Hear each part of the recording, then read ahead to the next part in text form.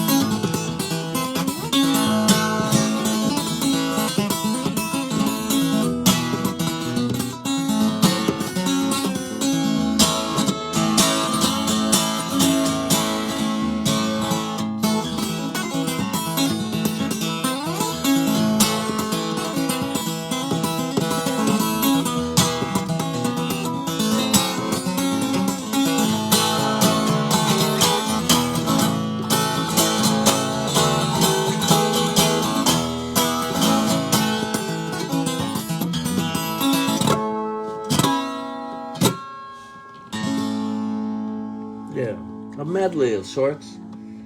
Caroline liked that one, did you? Sort of. She's a bit preoccupied, though. She loved Leave It to Beaver the other day because she'd never heard that before, but it's such a meme-like little theme that she was warbling. If you go back to listen to that one again, I think it's up on the timeline or it's in the archive.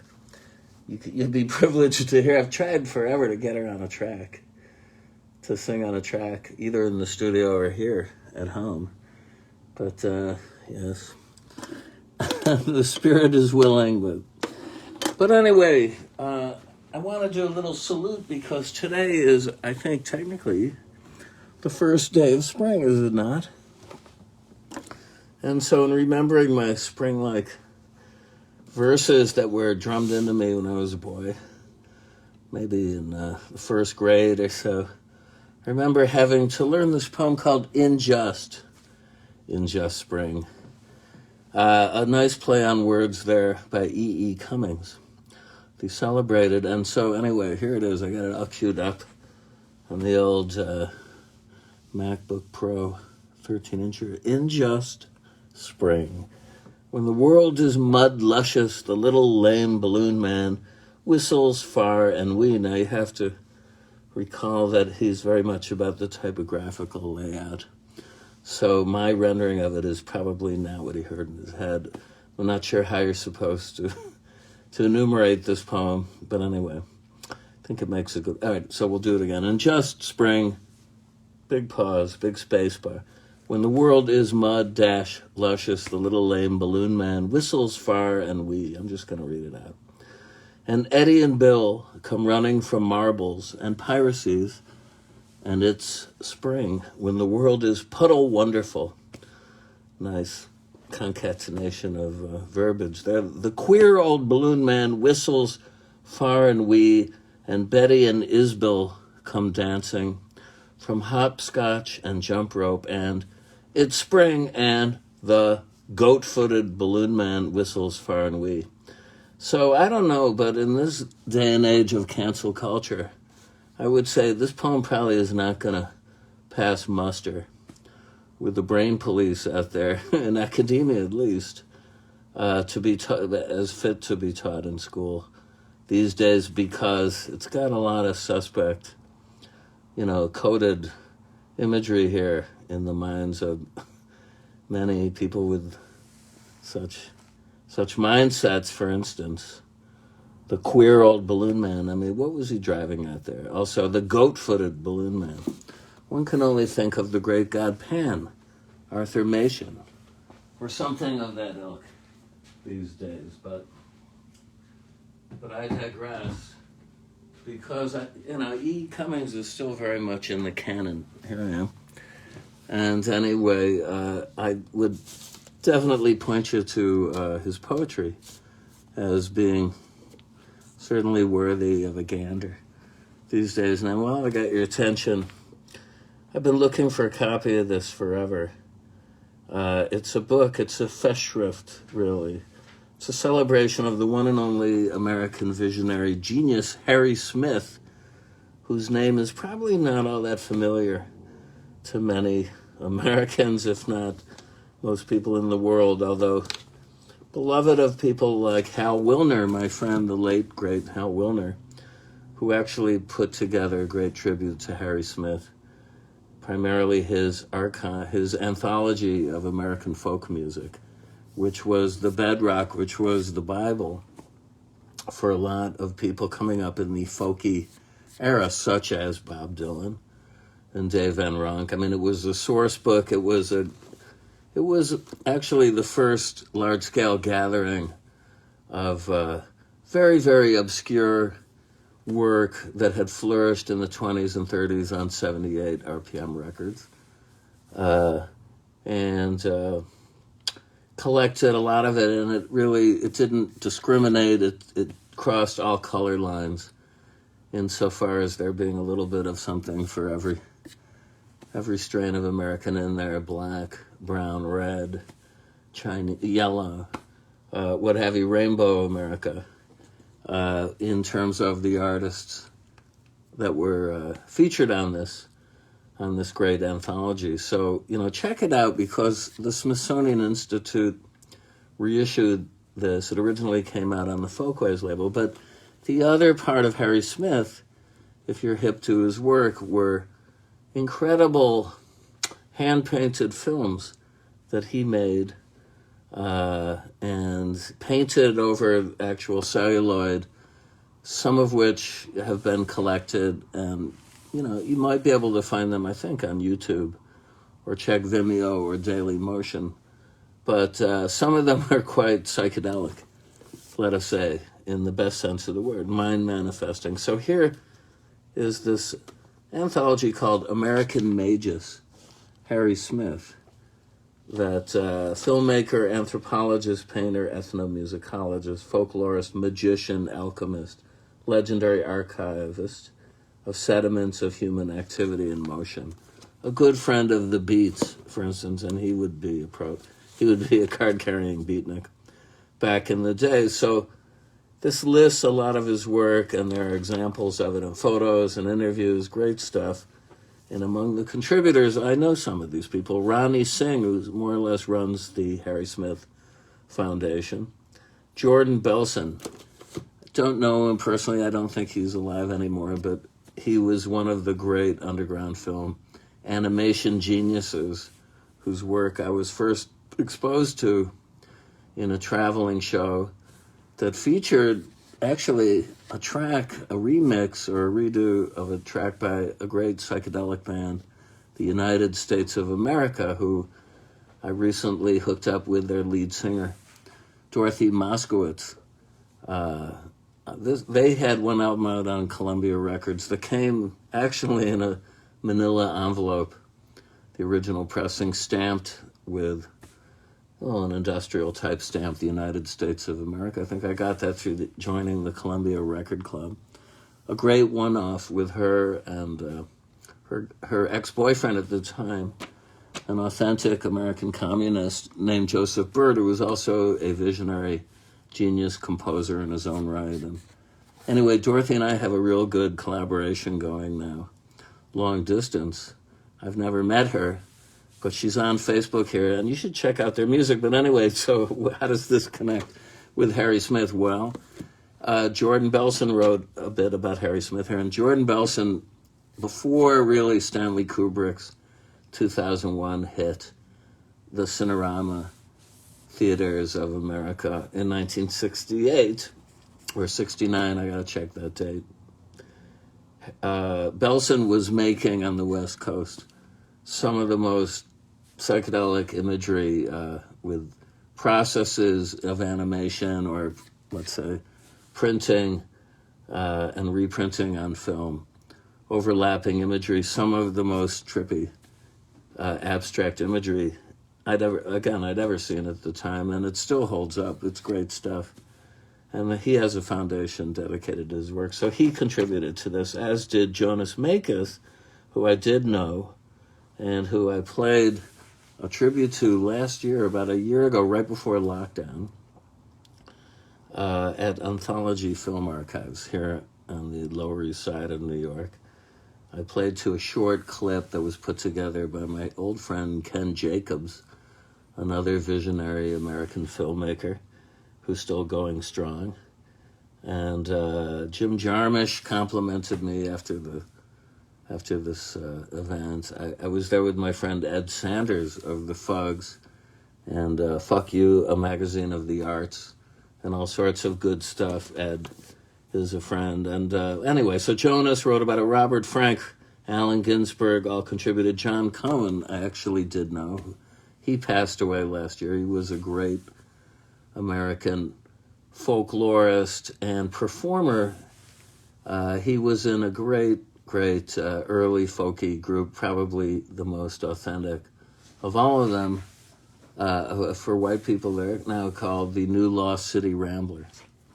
And along with Mike Seeger, Pete Seeger's brother, I believe, and who was the third member? Well, it escapes me, but many years later I worked with John Cohen's daughter, Sonia Cohen, who was amazing, who was the lead singer of a project here with a friend of mine who went under the name A. Leroy. And they had a group called Last Forever. They did one album on None Such. That's quite good. But the demos were really the best stuff. Anyway, John Cohn wrote something in here. So I can't wait to start reading all this stuff. It's published by In and Out Press.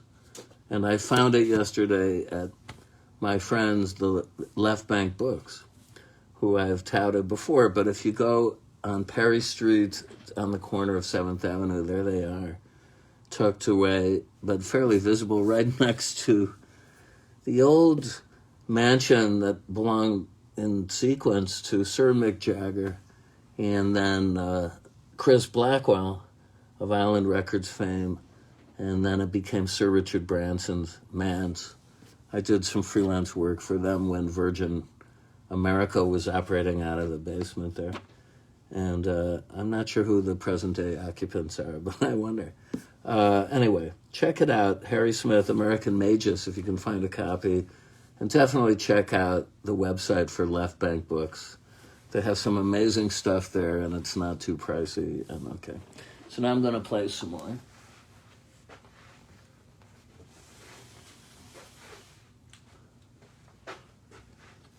I did a taping yesterday, courtesy Caroline as my camera person, for John Schaefer's New Sound. John is an old friend and supporter. I must have been on that show in the 90s, I don't know, 15 or so times. And it's great to be back there. So I'll have an announcement soon of when he's going to run a segment with showing some of these clips, because he has a setup now, apparently through a web browser. I have to check it. I'm so old-fashioned here with nomenclature for this stuff. I am going to do one piece now. It's very disturbing, the news about the torrent of explosive prejudice against Asian people, certainly in this country, and I'm sure worldwide, which I can blame the former president for. I can lay a lot of this on his door, because he really helped stir shit up with his comments over the course of the pandemic. Oh, and by the way, today I think marks the 144th show I've done during the pandemic. I'm reliably here 3 times a week, Tuesdays, Thursdays, and Saturday at 3 p.m. Eastern Standard Time. So I think the first one, official one, was March 19th, which would have been yesterday. So anyway, this is a medley of Chinese pop music from the 30s and 40s.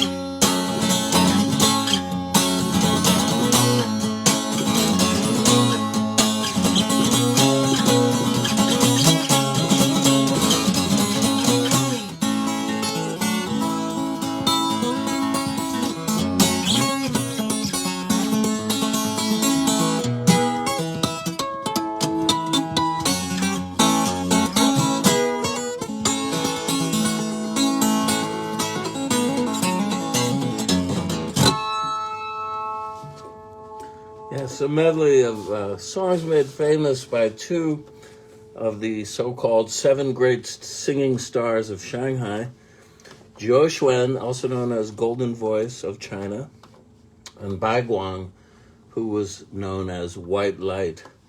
And I love to play this music. I've been playing this music and championing these singers for at least nearly 25 years now. And I never get tired of playing this. And I hope I've, spread the word and turned a lot of people on to how beautiful Chinese music is, because actually for most Caucasian people, or non-Chinese people, let us say, it doesn't resonate at all. They find it very hard on the ear. And in fact, there was a great melding in the 40s, 30s, 40s, into the 50s of Western swing, timpanelli, pop elements, Broadway stylings, Yiddish theater. There was a great connection, actually, of Jewish jazz musicians and Chinese music, and also black musicians. It's a fascinating subject for further research, and I've done a lot of it thanks to Andrew Bull, who got me to play in Shanghai numerous times, and always loved to play in Asia. I have a whole history there, actually, going back to about 1975, when I found myself in Taipei for a couple of years and visited Hong Kong frequently and Bangkok, and well, that's another story. We'll leave that. Anyway, we're almost out of time, but I just wanted to say, check out, there's a great new article about a guy I played with who just was interviewed for PleaseKillMe.com, who I've just written a new piece for, but I don't want to say too much about that. But he's really a good player, and his name is Nick Reynolds. He's done a lot else, too. It turned out he was actually one of the people behind this fascinating documentary about Brian Jones, which I did review for Please Kill Me, I think in the summer it first came out. So check it out. Check out this website, because it's one of the best places to go to get crucial information about a lot of music which has been ignored or papered over, or let's say, you're not going to find in like a Rolling Stone, let us say, by a long chalk these days. So enough said. And also I hope that Feifei Yang and I get to play again soon for you guys. I have had nothing but fun working with her for several years now, and we have some beautiful albums in the can. One is a volume 2 of Edge of Heaven songs from that era. The first one that I did came out about 2000. It was right on 9/11, actually, and I was in Paris promoting that album. That's another story. And then there's a volume 3, which is Mandarin versions of classics by Bob Dylan, Leonard Cohen, Tuli Kupferberg of the Fugs. A lot of good people. And anyway, I hope it sees the light of day. Anyway, I'm just looking forward to making music for you guys so much. And I'm tickled that you keep turning in and listening to me tune up here and staying in shape. There's something to be said for a regimen of playing at least 3 times a week publicly. And let's just take a look over the neighborhood while we can to enjoy the beautiful sunshine. Okay, not much stirring on the rooftop. The workmen have taken a holiday on both building sites. Luckily, it didn't take any of our view, which has already gotten a bit chopped over the years. And, I hope you will check out and tune in on Tuesday. I love playing for you. Please visit the virtual tip jar at PayPal. And what else can I say? Stay safe. We don't know what's going to happen next. It's like every day there's some new bulletin about this and that variant and encroaching on our living space. And that's all. I don't know. I'm just I'm surfing the wave as is everybody. But anyway, I'll reliably be here on Tuesday. Okay, love you guys, and see you soon. Bye.